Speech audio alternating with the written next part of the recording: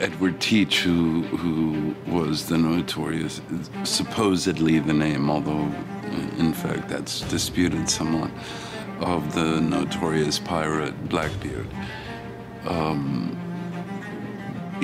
He actually died, I think, in his quite early 30s.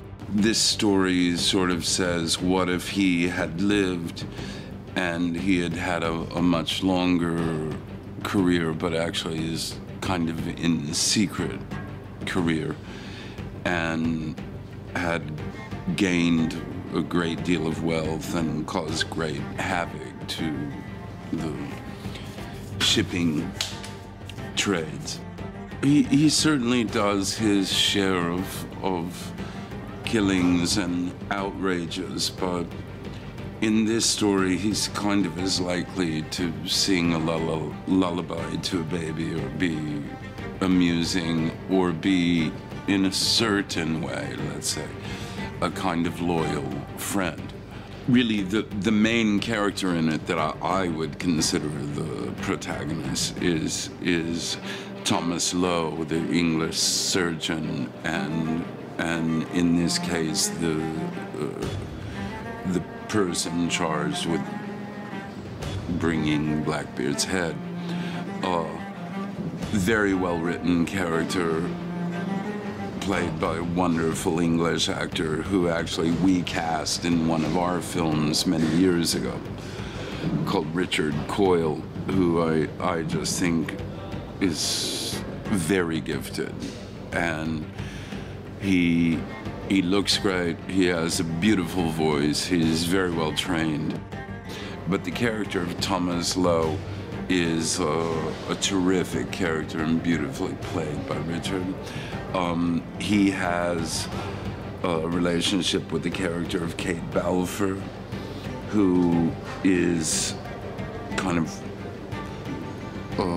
let's say, Blackbeard's archivist, I suppose you'd say.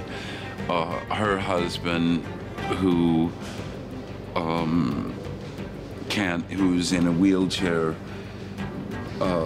is quite a terrific inventor and constructor in his own right, which is a very good part. There's the part of Ryder, played by David Hoeflin, which is sort of Blackbeard's main henchman. There's Yasmin Al-Masri, who plays Selima, who's a kind of Blackbeard's consigliere, and kind of soothsayer, philosopher, and a love interest to a certain extent. If not logical, then rational or believable, or at the very least compelling.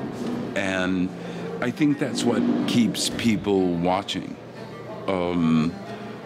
That it's not, first of all, just the story, certainly not of Blackbeard.